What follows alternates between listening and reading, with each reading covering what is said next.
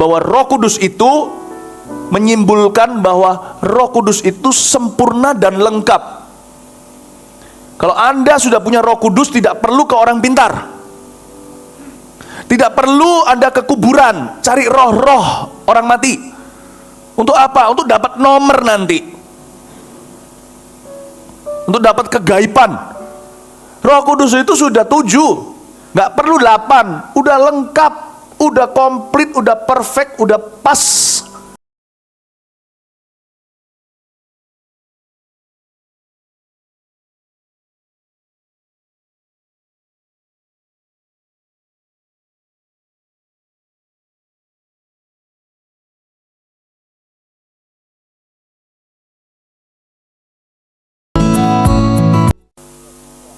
Mari kita buka sama-sama firman Tuhan sekarang, Wahyu pasal 1. Sudahkah Anda membaca sesuai dengan yang saya minta? Siapa yang sudah membaca nggak apa-apa, mari kita mengaku. Iya, yang belum membaca, mari kita mengaku dosa. Nggak apa-apa, masih ada lain kali. Setiap bulan saya akan muncul, saya akan ingatkan Anda untuk membaca, jangan 1 pasal, tapi 4 pasal sekaligus. Dan saya dorong Anda tidak lewatkan 1 sesi pun. Karena wahyu ini banyak disalah ngerti oleh umat Tuhan.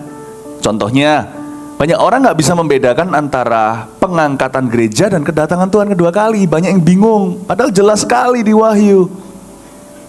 Nah, kalau kita baca kitab wahyu ini, hidup kita yang diberkati. Karena dibangun di atas kebenaran. Nggak hanya kebenaran, pengetahuan yang benar pula.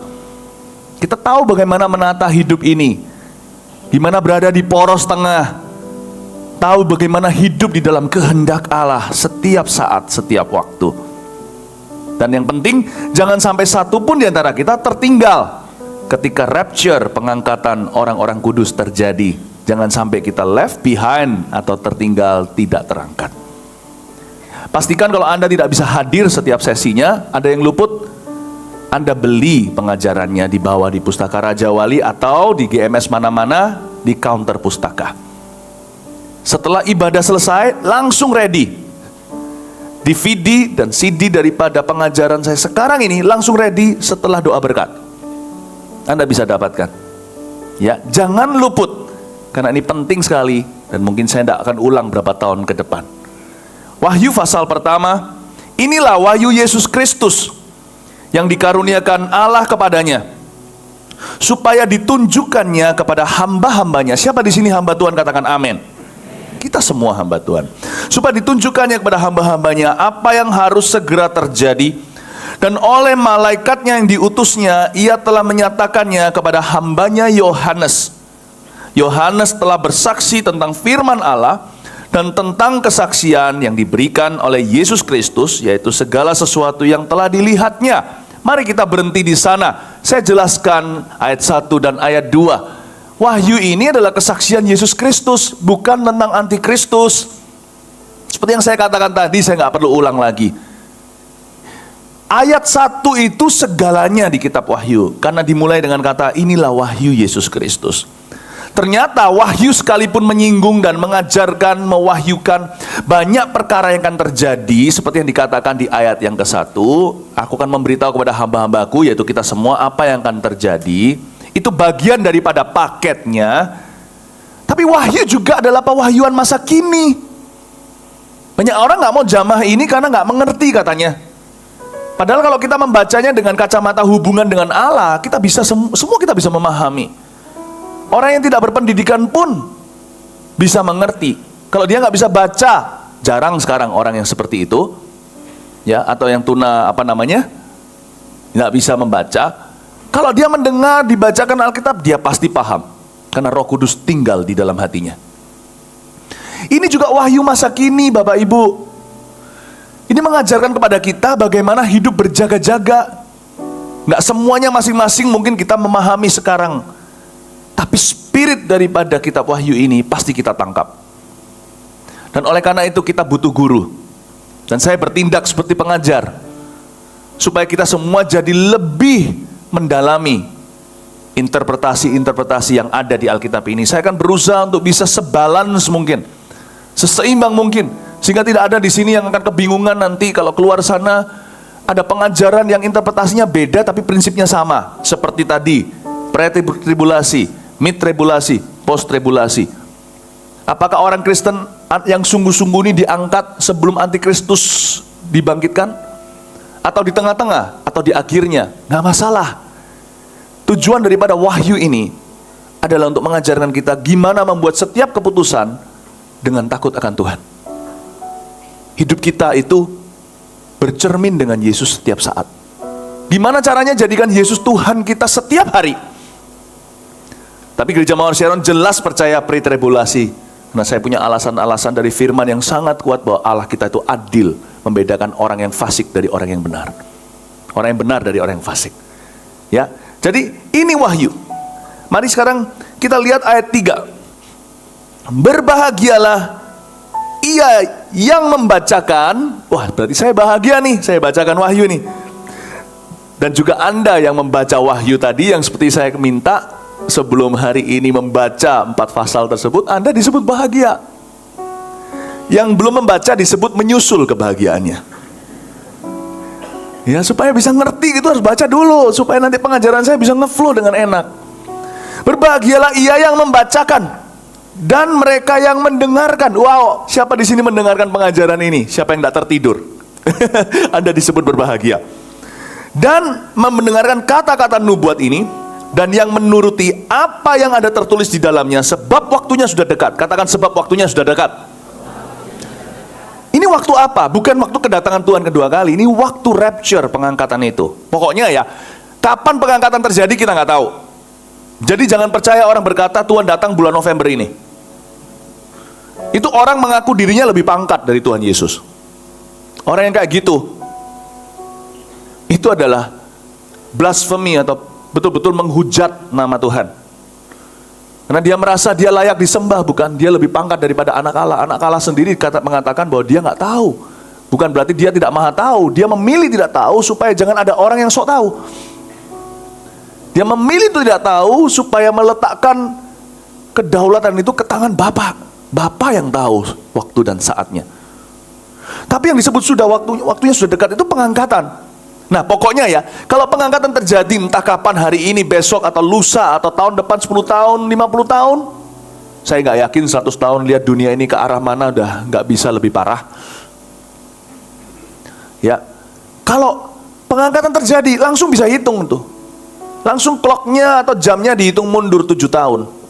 Udah pasti setelah itu masuk ke antikristus, pengangkat. Jadi setelah pengangkatan, kedatangan Tuhan waktunya bisa diprediksi, yaitu persis 3,5 tahun kali 2. Di Daniel juga ada, tapi saya nggak akan buka di sana. Kalau di Daniel hitungannya pakai minggu. Seperti kalau orang hamil juga sama, 9 bulan, ada yang percaya berapa minggu hitungannya. Daniel hitung minggu, sama clock 7 tahun. Lalu kedatangan Tuhan, Harmagedon. Nah seperti sekarang yang perlu kita waspadai ini pengangkatan itu. Dunia ini udah ngawur. Setan sudah mempersiapkan. Bisakah Anda membaca? Kalau di Indonesia, di tempat-tempat masih banyak tahayul dan sebagainya, kita percaya tuyul, ya kan? Kita percaya setan, kita percaya memang ada roh jahat. Tetapi di negara barat, setan pakai cara tipu muslihat, berbeda. Dia nggak terang-terangan keluar dengan rambut panjang. Karena mereka nggak terlalu percaya gitu-gitu. Jadi dia pakai cara seperti ilmuwan. Karena mereka memang orang-orang yang membanggakan, mengidolakan intelektual. Makanya ada yang namanya UFO kan? Piring terbang. Ada yang namanya alien. Atau apakah ada penghuni di planet lain dan sebagainya. Kita tidak sendirian. Sudah dipersiapkan. Ada yang percaya melihat itu, ada yang percaya pernah diculik sama aliens atau makhluk angkasa luar dan sebagainya. Kalau sampai rapture terjadi, Anda jangan kaget kalau begitu banyak anak-anak Tuhan yang tiba-tiba lenyap di dunia ini. Sangkakala berbunyi. Jangan terkejut. Di negeri barat maupun timur punya interpretasinya sendiri-sendiri. Punya interpretasinya sendiri. Dunia akan bingung. Dan dunia akan jatuh ke tangan si antikristus.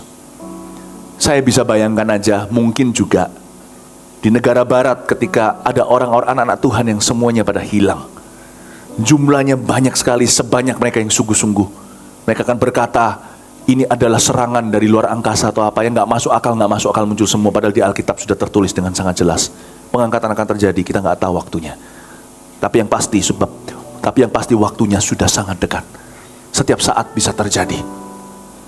Bapak, Ibu, Saudara, yang perlu kita waspadai adalah jangan sampai kita tertinggal. Coba katakan kanan kirinya, don't miss the rapture, atau jangan tertinggal saat pengangkatan. Dan Alkitab berkata dengan jelas, dari sini langsung dapat bocoran. Kata berbahagia di sini adalah orang yang terangkat, tidak tertinggal. Orang-orang ini punya karakteristik sebagai berikut. Mereka adalah orang yang terbiasa membaca, mendengarkan, dan menuruti firman Allah. Bukan hanya kitab Wahyu, tapi Kejadian sampai Wahyu. Jadi langsung kelihatan di ayat 3, ini kesaksian Yesus Kristus, ini intisari Wahyu. Berbahagialah orang benar, bukan orang fasik. Orang fasik dan orang kafir bedanya di sini. Kafir tidak percaya Tuhan, ateis aliasnya. Fasik adalah orang yang mulutnya mengaku Yesus Tuhan, tapi hidupnya berbeda, saudara. Ada perbedaan orang benar dan orang fasik. Dua akan berjalan di ladang, satu ditinggal. Dua orang di satu ranjang, satu diangkat. Berarti suami istri bukan? Yang satunya tertinggal. Apa yang membuat garis pemisahnya? Ayat 3. Berbahagialah mereka yang membacakan, yang mendengarkan dan menuruti kata-kata nubuat ini. Tahukah Anda, Alkitab terdiri dari ribuan nubuatan? Dari Kejadian sampai Wahyu bukan hanya nubuatan yang sifatnya prediksi masa depan. Saudara tahu nubuatan itu dalam bahasa Inggrisnya bukan hanya sama kata dengan foretelling, atau yang kita kenal seringkali weather forecast, forecast, itu artinya prediksi cuaca. Tapi nubuat juga adalah foretelling, forth, beda. Foretelling itu artinya memprediksi ke depan. Foretelling itu ngomong yang sekarang. Ya, nubuatan itu sifatnya kedua-duanya. Jadi ayat 3 bicara tentang bukan hanya kitab Wahyu yang sifatnya prediksi masa depan, atau Alkitab yang lain, di buku yang lain, di ayat-ayat yang lain, sepanjang firman yang menceritakan tentang akan datang. Tapi ini bicara tentang seluruh firman itu. Berbahagialah mereka yang hidup di dalam firman Allah. Yang firman Allah hidup di dalam dia. Niscaya orang itu tak akan tertinggal nanti. Itu garis pemisahnya, benar dan fasik. Pertanyaannya sekarang, saya tidak tanya siapa di sini Kristen. Saya yakin semua di sini Kristen. Pemisah antara domba dan kambing. Kalau domba sama serigala, nah itu kelihatan. Memang ada serigala berbulu domba, tetapi serigala tetap serigala, bukan? Pemisahan nanti bukan domba serigala. Serigala udah jelas terpisah. Pemisahan nanti domba dan kambing. Anda bisa bedain domba dan kambing nggak? Mirip mereka itu. Be-nya juga mirip. Satunya be sama aja. Mirip. Tapi yang satu kambing, yang satu domba. Yang kita lihat di Indonesia itu banyak kambing, domba banyak di Australia. Ya. Domba dan kambing itu mirip. Pertanyaannya sekarang, pemisah di antara you and me. Saya tidak menghakimi, saya nggak duduk di kursi penghakiman. Saya pendeta, saya tetap dihakimi oleh Tuhan. Saya manusia. Pemisah antara Anda dan saya sekarang ini, Bapak Ibu Saudara, bukan kekristenan kita. Sebab kita semua termasuk di kategori itu. Tapi siapa domba, siapa kambing di sini? Nggak tahu. Jangan dicabut sekarang.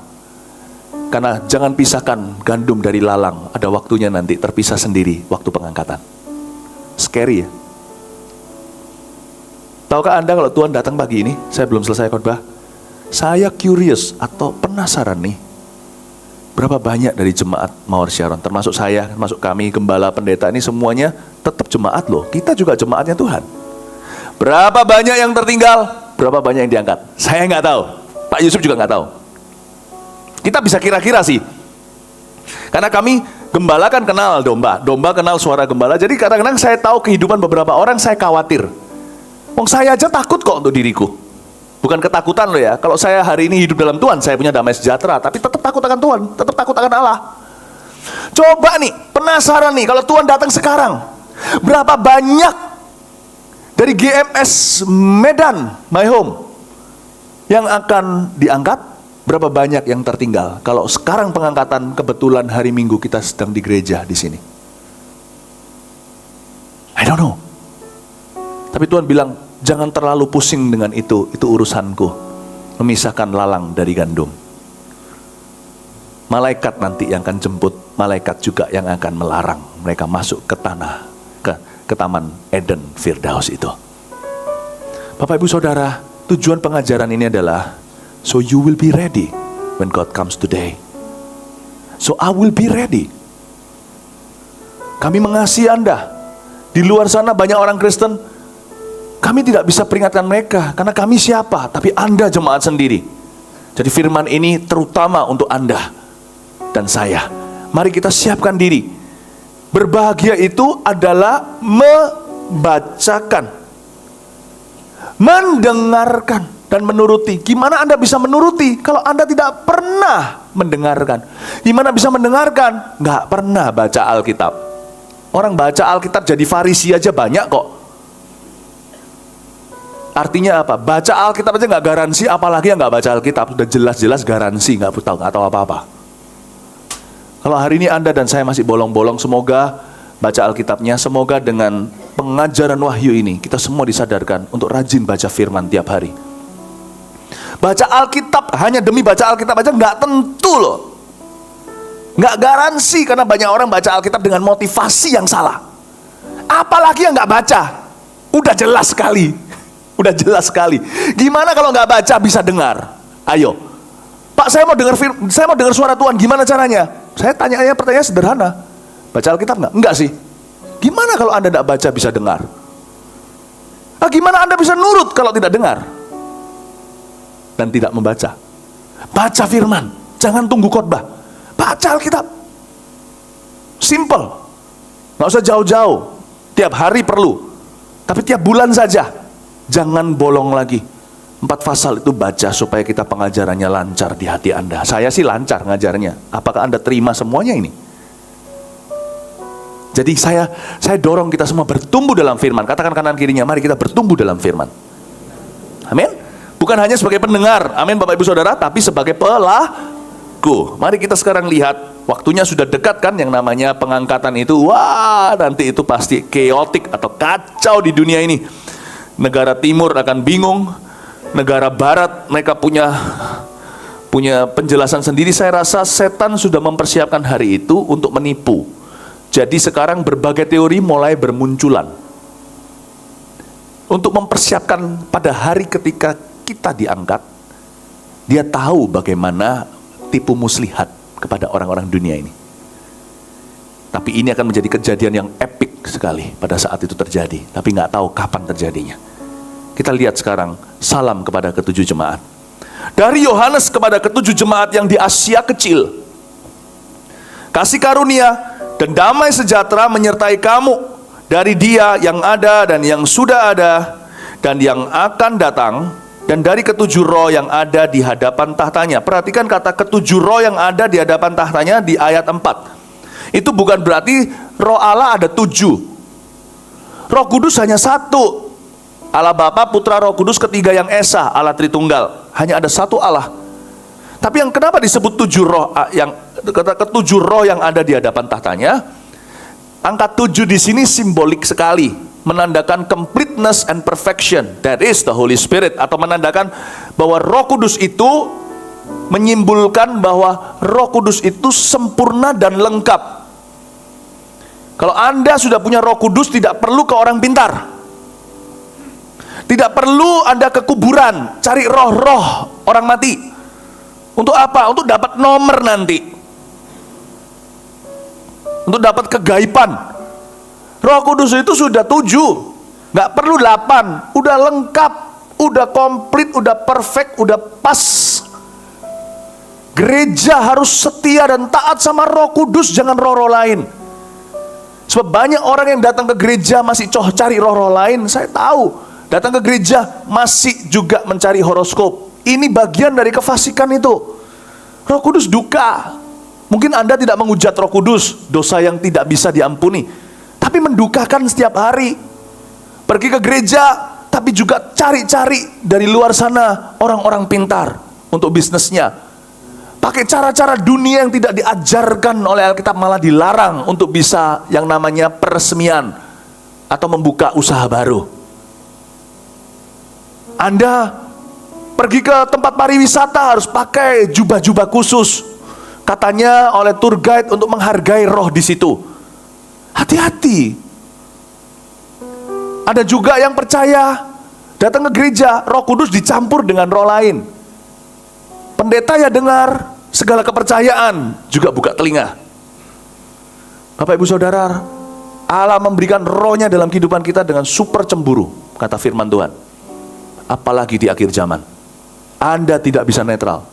Mencampur minuman, Anda akan mabuk di dalam cawan murka Allah. Jangan campur anggur yang baru, anggur yang murni Roh Kudus itu, dengan anggur murahan manapun juga. Ketujuh roh bicara tentang persekutuan dengan roh Allah. Karena itu janganlah lari sebelum doa berkat.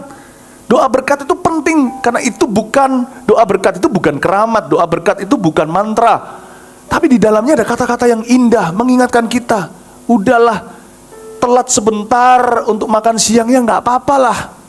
So what kalau kita kejebak macet karena kendaraannya banyak, karena Mawar Sharon terkenal dengan satu DNA, kemana-mana menyebabkan macet. Nggak apa-apalah, tunggu ekstra 20 menit di parkiran sana. Jangan ketinggalan yang satu ini.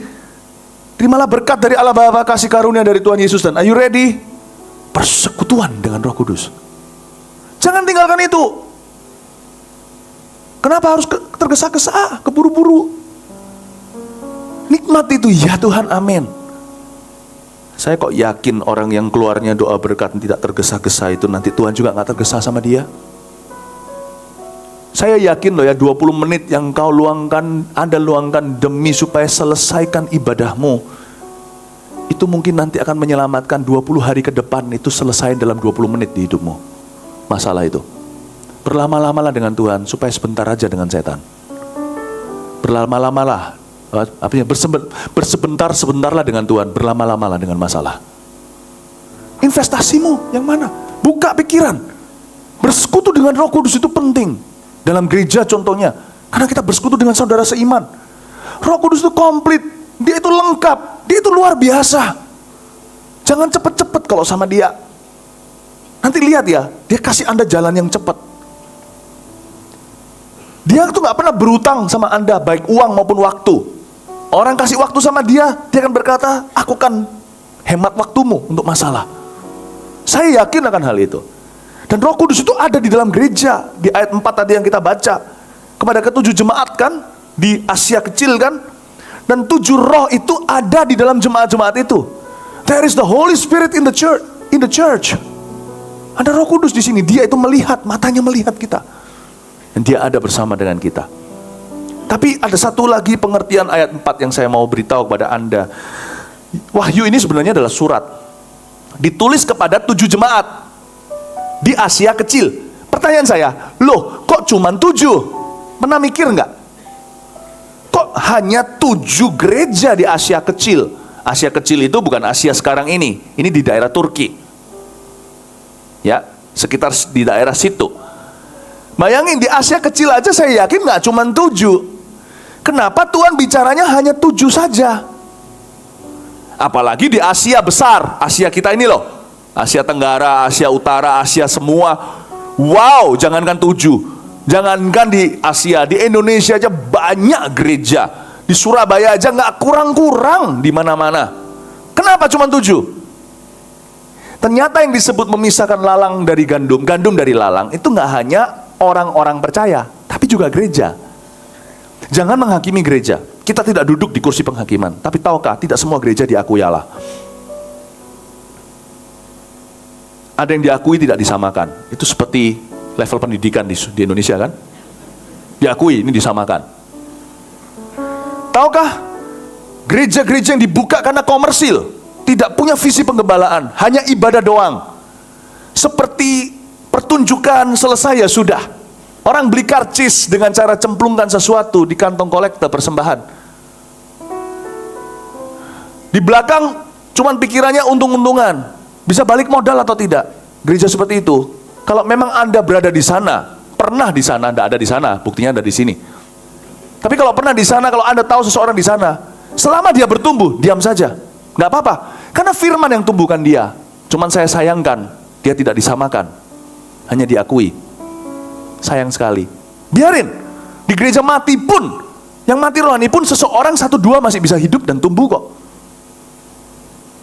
Namun demikian, saya yakin ada gereja-gereja tertentu yang di mata Tuhan tidak sah. Yang mana? Bukan urusan kita loh ya, dan bukan urusan saya. Saya hanya urusi gereja saya. Sorry kalau saya bilang saya itu bukan milik saya. Gereja saya itu saya rasa memiliki dengan gereja Kristus yang dipercayakan pada kami. Anda urusan kami, sisanya bukan urusan saya. Pastikan kita tidak seperti itu. Kalau gereja yang komersil seperti itu di mata Tuhan, tidak hitung di dalam 7 itu. Mungkin mereka yang ke-9, 10, 12, 16, 13, 23, keberapa, Tuhan tidak bicara sama mereka. Tuhan tidak bicara. Tidak ada tuntunan Roh Kudus. Yang hanya bisnis doang. Bapak, Ibu, Saudara, kalau Anda jangan keluar dari pengajaran ini, setelah pengajaran ini Anda kemana-mana hakimi gereja. Tapi kalau Anda bisa nilai, simpan di hati. Kalau ada teman Anda di sana, dia bertumbuh, biarin. Tapi kalau dia nggak bertumbuh, Anda yang perlu banyak kasih dia makan, doakan dia dan sebagainya. Saya tidak dorong Anda tarik orang ke gereja. Tarik ke gereja Mawar Sharon segalanya. Kita ini nggak kekurangan orang sekarang, ke overflow. Tambah orang, tambah rubuh building ini nanti. Tapi saya hanya ibah buat domba di luar sana yang tidak dapat makanan yang jelas. Ini yang disebut dengan itu. Para church. Kenapa Tuhan bicara pada 7 gereja? Di zaman itu pasti ada para church organization. Atau ada ministry-ministry, persekutuan doa. Dimanapun juga mempelai wanita Allah tetap adalah gereja yang sah. Bukan persekutuan doa. Anda boleh punya persekutuan doa. Kalau itu melengkapi gereja Mawar Sharon, jemaatnya banyak yang punya PD. Saya senang sih lihat, oke. Anda punya persekutuan doa di kampus, di bisnis, di toko, di mana ada. Nggak apa-apa kalau itu sebagai pelengkap. Jangan pengganti gereja loh ya. Banyak orang begitu. Dan saya ngomong begini nggak berkepentingan loh ya, jangan salah sangka. Saya ngomong begini itu bukannya merasa gereja Mawar Sharon tersaingi. Enggak sama sekali. Tapi betul-betul murni mengasihi Anda, saya katakan sejujurnya. Kalau Anda punya persekutuan doa, pastikan itu pelengkap. Mungkin di staf kantor kan nggak bisa. Ada yang mungkin ada mungkin di antara staf Anda yang bukan ke gereja Mawar Sharon, di gereja Protestan, di Katolik dan sebagainya. Mungkin Anda mau kumpulkan supaya ada kerohanian, it's okay, saudara, benar-benar oke. Nggak apa-apa, ya.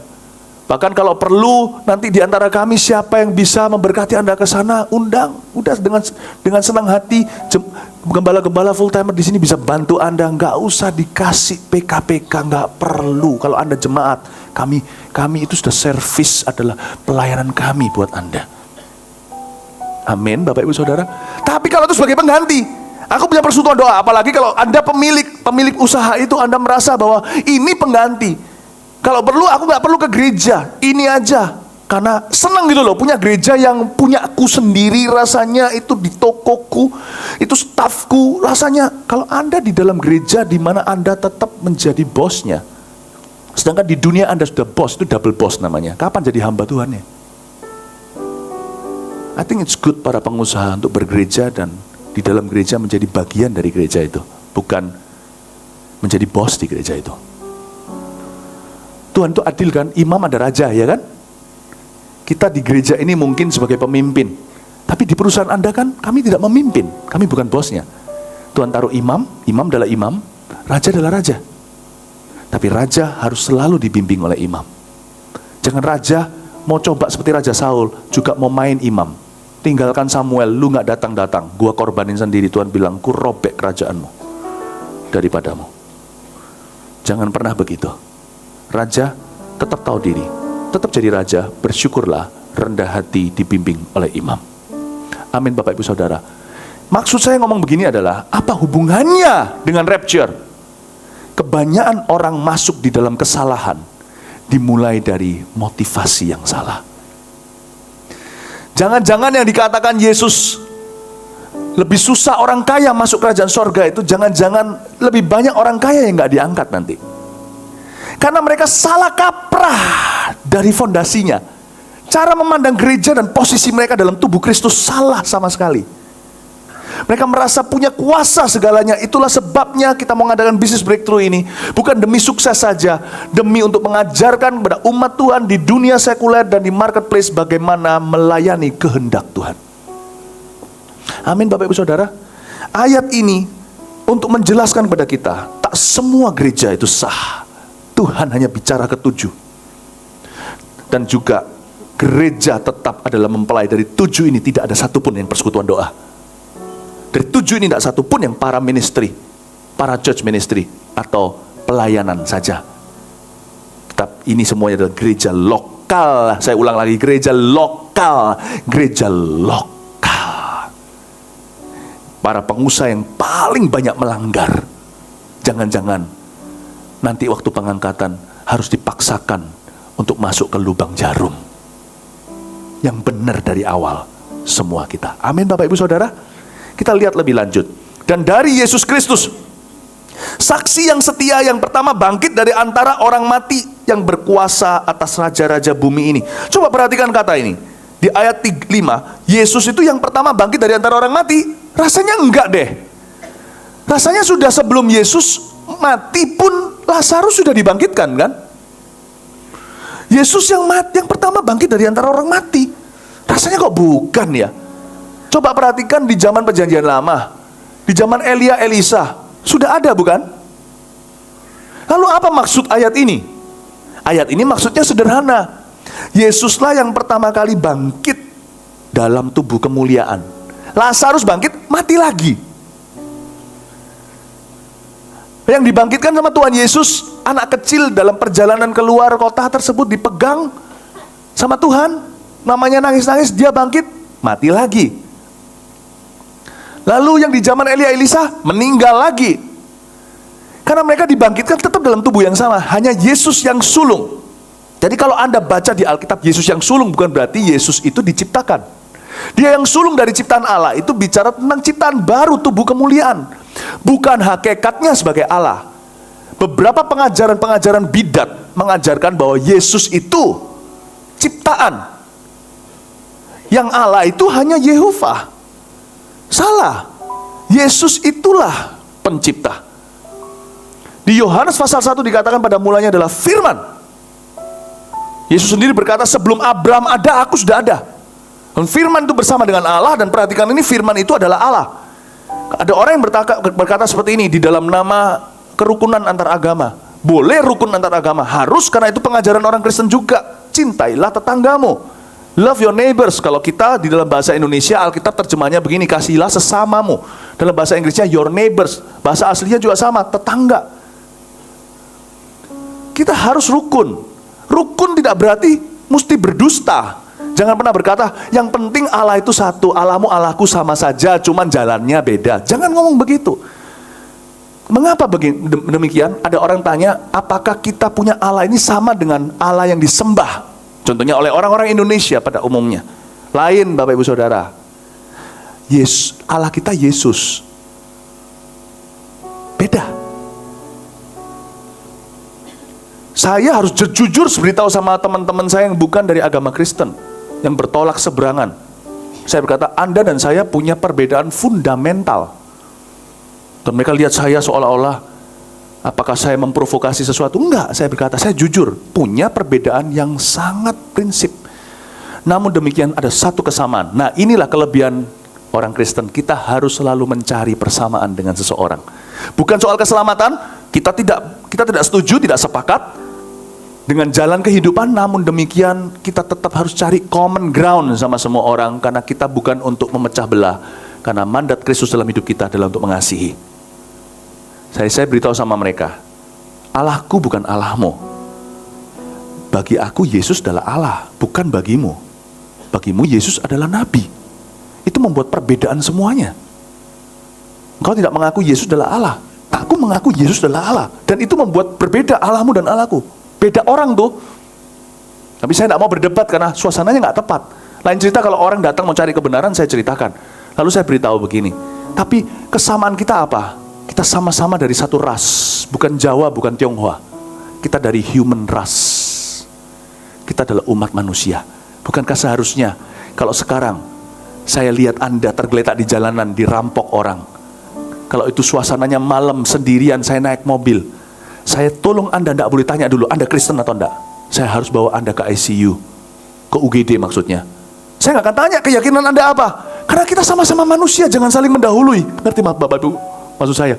Sesama manusia harus saling peduli.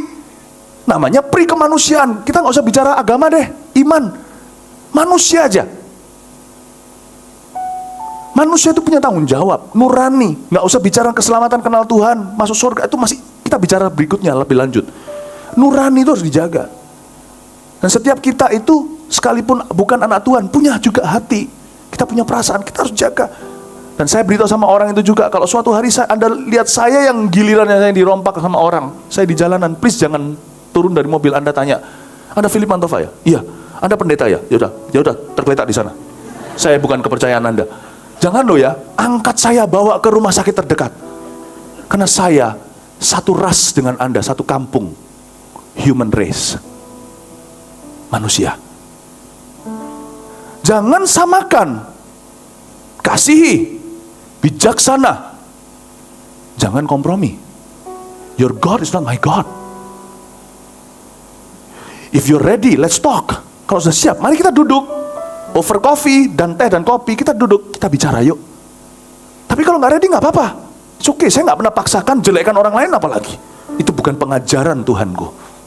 Amin Bapak Ibu. Amin. Yesus itu yang sulung, bukan berarti dia diciptakan, bukan berarti dia nabi. Sulung itu artinya yang pertama kali demi kita, untuk kita mengenakan tubuh kemuliaan. Sebab dia dulu sebelum turun ke Bethlehem di palungan, dia sudah dalam kemuliaan. Karena itu dia berkata, Bapa, muliakan aku seperti sebelum dunia dijadikan. Yang disebut Yesus yang pertama bangkit dari antara orang mati, itu bukan kebangkitan orang mati dari kuburan saja, tapi tubuh kemuliaan. Dia yang pertama pakai tubuh kemuliaan itu sebagai down payment, tunjukkan kepada setiap kita kalau kita mati, orang Kristen yang sudah lahir baru, anak Tuhan ini, kalau mati kita akan alami yang sama. Jadi ini menjadi penghiburan buat kita. Kalau Yesus gak bangkit, cilaka, kita juga tidak akan dibangkitkan. Kalau Yesus bangkit, kita beriman pada kebangkitannya, berimanlah juga pada kebangkitan Anda sendiri. Kalau Anda dan saya mati detik ini, Yesus belum datang, kita akan dalam tubuh kemuliaan. Kita tidak gentayangan. Dan kalau Yesus sekarang datang, seperti dikatakan di Tesalonika, ada bunyi sangkakala, tiba-tiba kita diangkat, dalam sekejap mata Paulus berkata, kita akan diubah ke dalam kemuliaan. Jadi Yesus gimana, ya kita gimana. Kita lihat dia punya tubuh kemuliaan seperti apa. Sedikit bocoran dari Alkitab, tidak sempurna pewahyuan itu karena mungkin belum waktu. Tuhan Yesus itu waktu sudah bangkit 40 hari menampakkan diri, dia bisa makan loh. Buktinya dia buat ikan goreng, dia makan. Dia makan bisa, tubuh kemuliaan makan bisa, tapi nggak pernah lapar dan nggak usah buang jamban. Nggak tahu caranya gimana, tanya Tuhan, saya nggak ngerti. Itu konklusi saya waktu saya baca itu.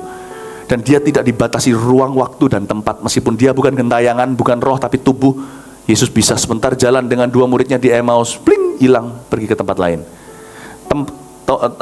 Ruang dikunci dengan rapat, tiba-tiba Yesus bisa muncul di sana, ada Thomas dan berkata, cucuklah ke dalam lubang di tanganku supaya kau percaya. Tubuh yang sama kita akan miliki. Sebelum dia naik ke surga 40 hari itu, tunjukkan pada kita supaya kita punya cerita yang kita pegang. Kita nanti akan kayak apa waktu di surga. Luar biasa. Dari pengalaman Yesus bangkit 40 hari menampakkan diri, dan dia menunjukkan tubuh kemuliaannya, kita tahu bahwa surga itu bukan tempat rohani saja, tempat fisik di mana tubuh fisik akan tinggal. Amazing, isn't it? Bahwa pengharapan kita itu hidup, Bapak Ibu. Demikian juga bagi Anda yang sudah ditinggal oleh orang yang meninggal. Kalau mereka dalam Tuhan, saudara, Anda jangan kira mereka lenyap di udara. Mereka sekarang dalam fisik jauh lebih canggih dari fisikmu. Tidak ada air mata. Mereka nggak perlu Ada satu kelenjar yang nggak ada di sana, adalah kelenjar air mata. Nggak perlu diproduksi, nggak ada kesusahan, nggak ada kesedihan, nggak ada penyakit. Dan jika mereka ada cacat, mereka akan sempurna di sana. Dan ini bukan tahayul khayalan. Seperti Yesus senyata itu dia bangkit, senyata itu sekarang orang yang kau cintai sudah mendahuluimu masuk kemuliaan. Itu harapan kita. Kitab Wahyu membuat kita sedikit dapat bocoran tentang sorga. Dan pengajaran saya di kitab Wahyu pasal 1 ini masih sangat-sangat dangkal loh ya. Ini sekarang Anda baru masuk ke swimming poolnya yang mainan kanak-kanak. Kebaktian 2 saya akan bicara tentang rema Tuhan kepada gereja-gereja. Kalau Anda bisa tinggal saja di sini menggenapi firman Tuhan. Lebih baik 1 hari di rumah Tuhan seharian sekalian daripada 1000 hari di restoran. Makan sebentar kembali. Kebaktian 2, 3 saya akan ajarkan tentang gereja-gereja rema Tuhan supaya jemaat itu semuanya siap angkat. Siap diangkat. Kebaktian terakhir nanti saya akan bicara tentang rapture versus second coming. Kebingungannya saya akan jawab. Perbedaan pengangkatan gereja Tuhan dan kedatangan Tuhan kedua kali di bumi. Nanti saya akan jelaskan. Tapi sekarang kita mengerti ya, Yesus itu dalam tubuh kemuliaan. Sekarang kita lanjutkan lagi di ayat yang belum selesai dibaca ya. Ayat 5b ya. Bagi Dia yang mengasihi kita dan yang telah melepaskan kita dari dosa-dosa kita oleh darahnya, dan yang telah membuat kita menjadi suatu kerajaan, menjadi imam-imam bagi Allah Bapanya. Bagi Dialah kemuliaan dan kuasa sampai selama-lamanya. Amin. Perhatikan ayat 6, ada sebuah pesan Tuhan bagi kita semua bahwa kita semua telah dijadikan suatu kerajaan, menjadi imam-imam bagi Allah Bapa kita. Katakan amin. Artinya itu dimulai di sini. Kehidupan kekal sudah dimulai di dunia, meskipun lebih nyata nanti setelah kita meninggal dunia.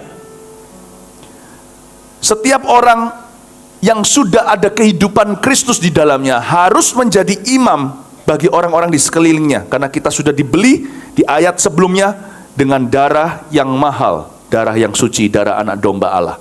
Ayat 6 mengingatkan kita bahwa tidak boleh ada orang Kristen hidup suam-suam kuku di akhir zaman yang merasa dirinya hanya jemaat doang. Anda tidak perlu punya posisi di dalam gereja. Tahukah, posisi dalam gereja itu tanggung jawab yang besar sekali. Jadi kalau kita datang ke gereja, kita tidak harus setir apa-apa, tapi kita harus menangkap isi hati Allah. Setiap kita adalah bagian penting daripada gereja Tuhan yang akan diangkat itu nanti, suatu hari kelak. Setiap kita patut menjadi imam bagi orang-orang sekeliling kita. Andalah pendeta terdekat bagi orang-orang di tempat kerja Anda. Nggak usah cari pendeta yang sampai di gereja terlalu jauh. Pendeta di sini biar sebagai charger Anda. Anda adalah Yesus, perwakilan Tuhan Yesus yang terdekat di keluarga Anda. Kita harus jadi imam. Jadi standarnya harus naik, Bapak Ibu. Hari-hari ini di akhir zaman banyak orang hidupnya biasa, cintanya jadi dingin semua. Kita ikut Tuhan hanya ikut-ikutan. Tapi Alkitab katakan, umatku yang akan diangkat akan hidup sungguh-sungguh, dan mereka akan mengerti bahwa mereka bukan tiang garam, mereka adalah terang dan garam. Sudahkah Anda menjadi terang dan garam?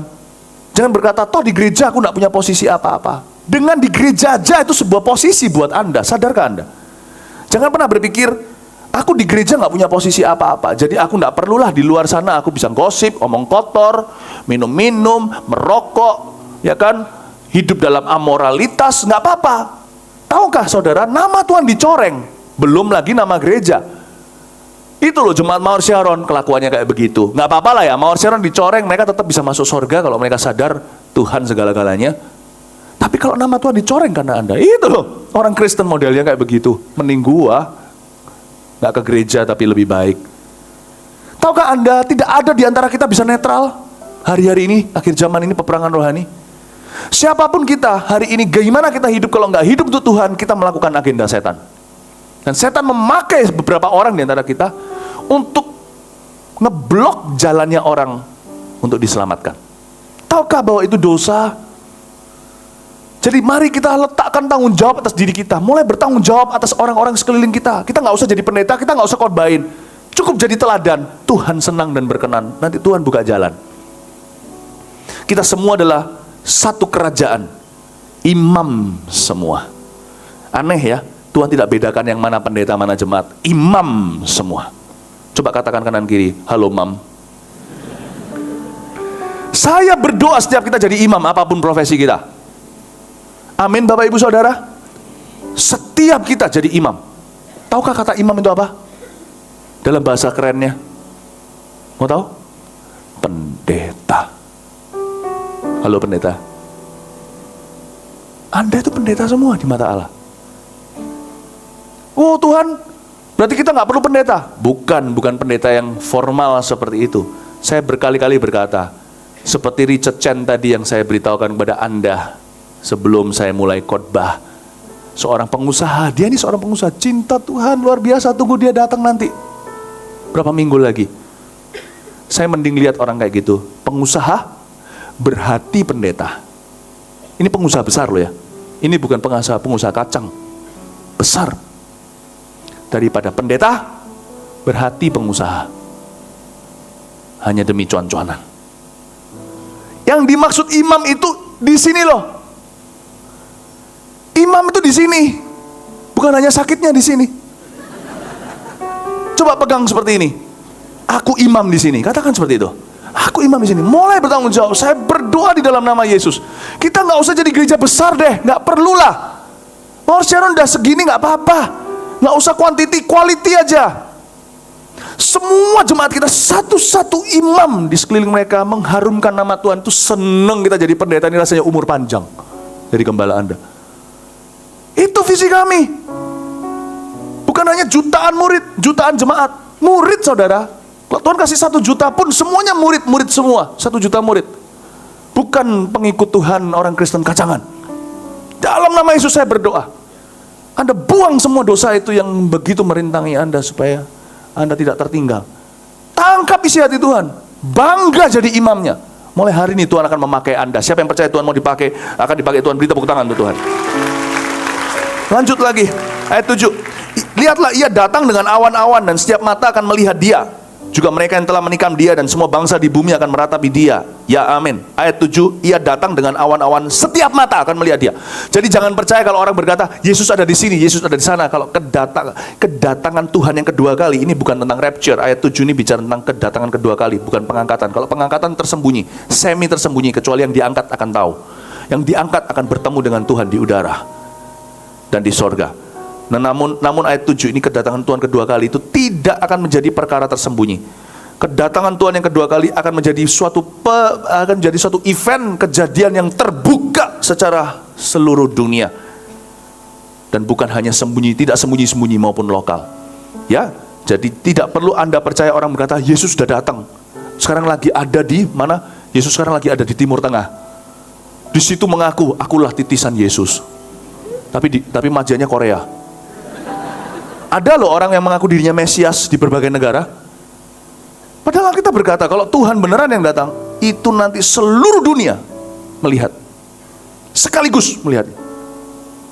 Jadi jangan percaya yang tikus-tikus seperti itu. Ayat 8, aku adalah Alfa dan Omega, firman Tuhan Allah yang ada dan yang sudah ada dan yang akan datang, yang maha kuasa. Alfa dan Omega, supaya sekedar sebagai pengetahuan buat Anda, adalah huruf pertama dan terakhir di dalam bahasa Yunani. Karena kitab Wahyu ditulis di dalam bahasa Yunani juga, maka Tuhan berkata sama Yohanes, tuliskan akulah Alfa, akulah Omega, akulah yang awal dan yang akhir. Ya, berarti setiap orang di dunia ini mati melek, yang lihat akan Yesus yang mereka lihat, bukan tokoh agama siapapun. Yesus yang awal, Yesus yang akhir. Dia yang pegang kunci hidup dan mati kita. Penglihatan Yohanes di Patmos.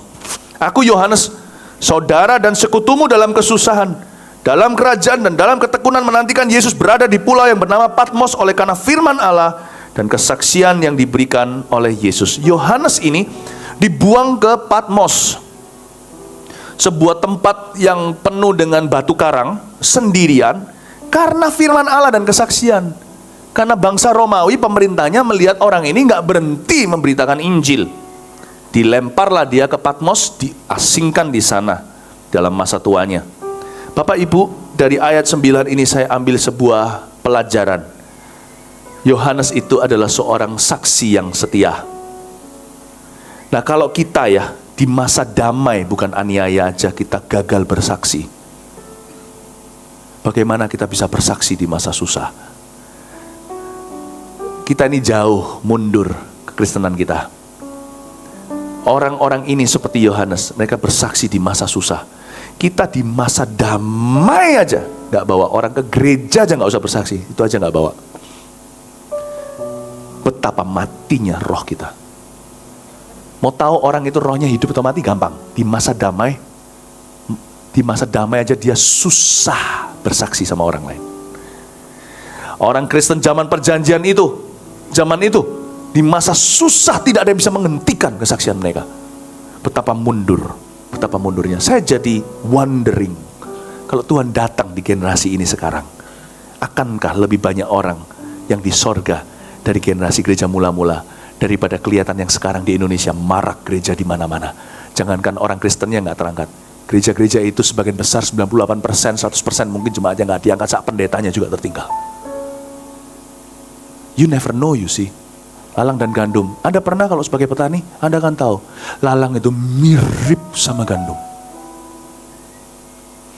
Jangan-jangan, saya tidak berkata gini menghakimi. Saya bercermin sama Allah, ya Tuhan, ujilah aku. Ujilah, saya ingin Tuhan selalu menguji saya. Saya tidak mau sembarangan dan sembrono dalam hidup ini. Kita lanjutkan ayat 10. Pada hari Tuhan aku dikuasai oleh roh dan aku mendengar dari belakangku suatu suara yang nyaring seperti bunyi sangkakala. Katanya, apa yang kau lihat tuliskanlah di dalam sebuah kitab dan kirimkanlah kepada ketujuh jemaat ini di Efesus, ke Smyrna, ke Pergamus, ke Tiatira, ke Sardis, ke Philadelphia, dan ke Laodikia. Semua nama-nama ini ada satu kesamaannya, yaitu mereka tidak satu pun sempurna. Namun demikian Tuhan tidak pernah menceraikan istrinya. Sampai kapanpun sampai Tuhan datang, dia akan sempurnakan. Tetapi Tuhan hanya punya satu bini, yaitu gereja Tuhan, gereja lokal. Ingat itu. Why I believe in local churches? Because Jesus believes in local churches. Gereja gak ada yang sempurna. Gereja kita juga jauh dari sempurna.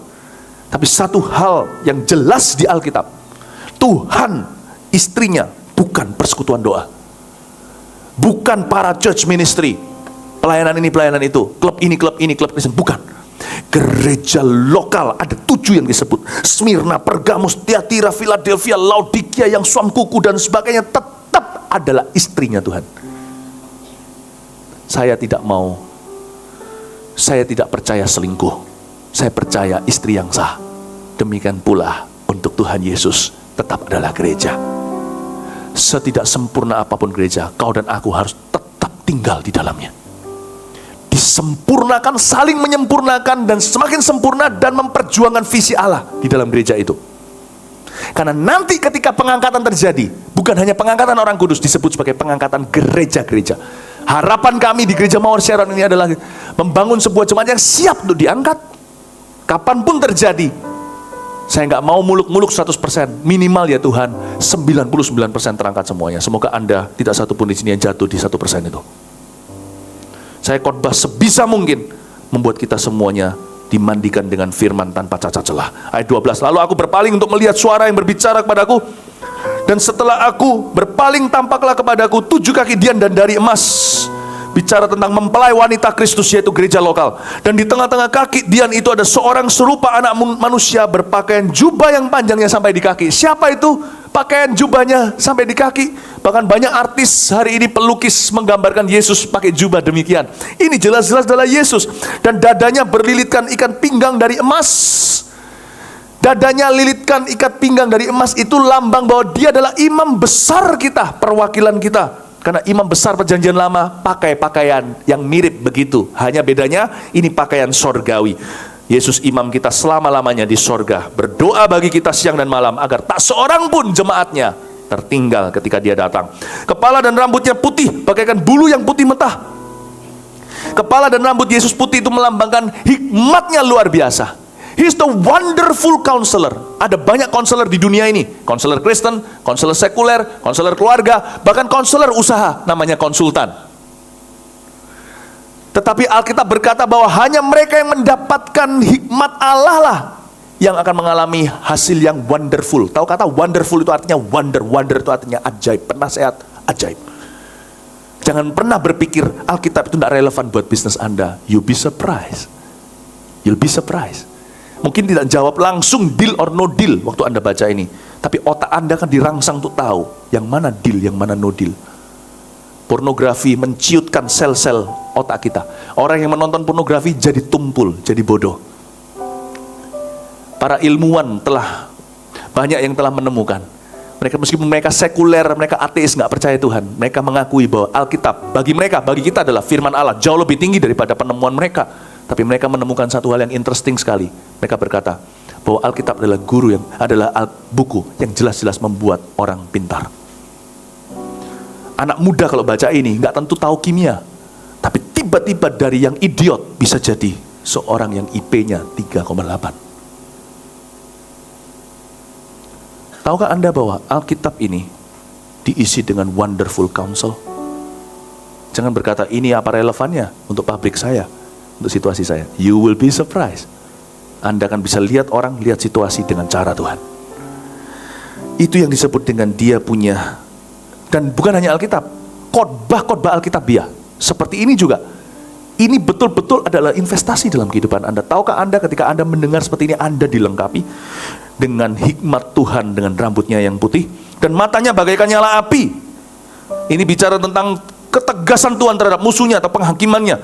Dan kakinya mengkilap bagaikan tembaga. Kaki mengkilap bagaikan tembaga. Setahu saya, kaki Tuhan itu kan seperti kaki hamba. Dia mencuci kaki daripada murid-muridnya. Tapi kalau kakinya menjadi seperti tembaga, bicara tentang keilahiannya. Yesus bukan nabi, Yesus adalah Allah. Titik. Jangan ditawar, Yesus adalah Tuhan. Hidup dengan pewahyuan itu. Dan kalau Anda tidak punya pilihan lain, harus menyangkal itu, mending mati daripada menyangkal Yesus bukan Tuhan. Dan jangan takut dengan mereka yang bisa mengambil tubuh, membunuh tubuh. Takutlah dengan dia yang bisa melemparkan baik jiwa, roh maupun tubuh masuk ke dalam api neraka. Suaranya bagaikan derau air bah, bicara tentang kuasa firman-Nya. Dan di tangan kanannya ia memegang 7 bintang, dan dari mulutnya keluar sebilah pedang tajam bermata 2. Ini mirip. Yang pertama, mulut keluar sebilah pedang bermata 2 dengan bagaikan desau air bah. Dua-dua adalah firman Allah. Cuman yang satu suaranya keras, semua terdengar, Injil menggaung di mana-mana. Tapi yang satu lagi pedangnya tajam bermata 2. Firman itu bisa powerful, tapi bisa teliti. Firman itu bisa luas, tapi bisa spesifik.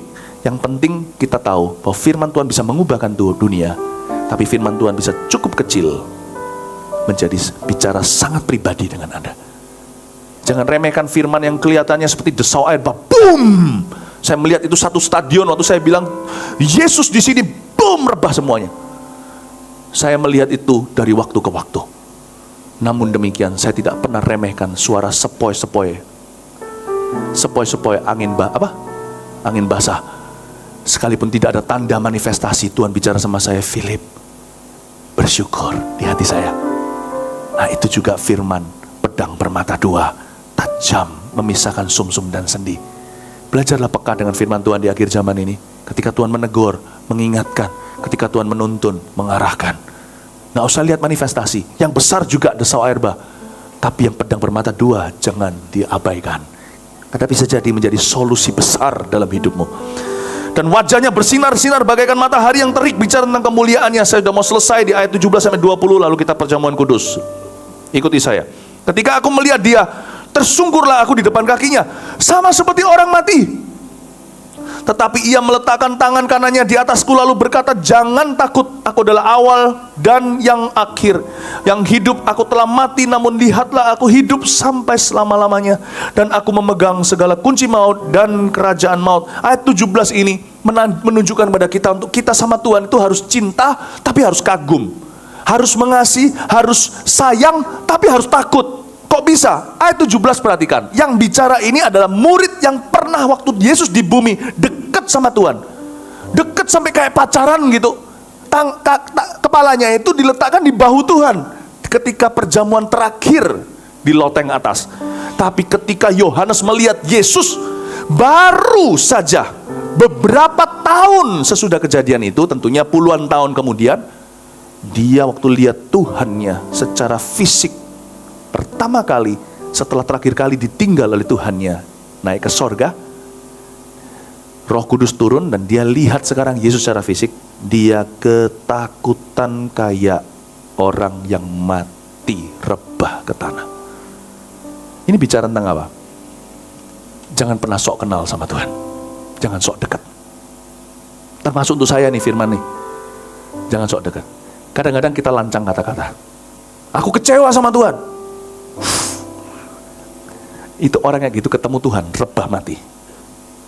Jangan kita merasa sok dekat. Kadang-kadang penting nih, kita kalau yang punya anak ya, kalau kita anak-anak agak sedikit kurang ajar sama kita, itu kadang-kadang perlu kita bawa keluar dari situasi rumah.